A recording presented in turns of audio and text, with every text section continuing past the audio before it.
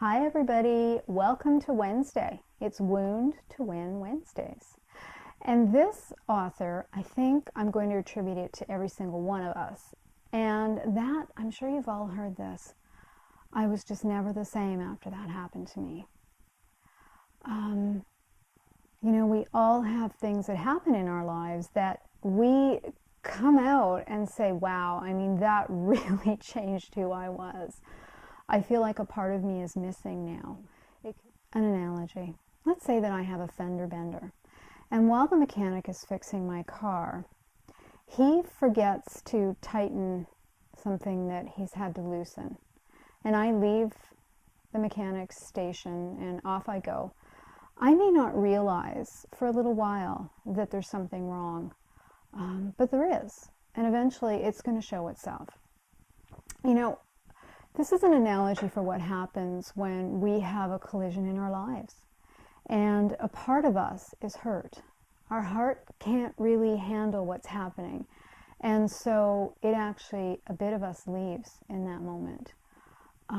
It could be that we get fired, that we find out that someone we love dearly has betrayed us, that somebody says something to us and it really hurts. It really and we don't want to deal with it. We can't deal with it for whatever reason, and we just swallow it. We bury it. We hide that part of ourselves away, and we become fractured. You can't live a whole life if you're not wholly here, right? So how are we going to function with the part missing? For a little while we'll probably get along okay, but eventually we're going to know that something's wrong. It doesn't have to be anything major that sets us off. I think that's where that saying, the straw that broke the camel's back comes from. Something happens one day, we hit a bump in the road of life, and all of a sudden our wheels come off, and we're not doing that well.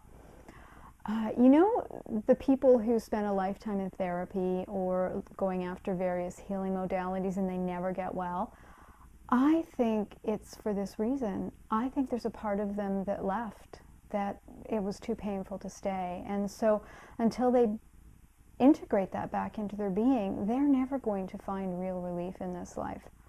In times gone by, there were healers who could help people with soul integration. They were called shamans. Archaeologists have dug up proof that shamans have been around for 100,000 years. That is the oldest form of healing that we're aware of.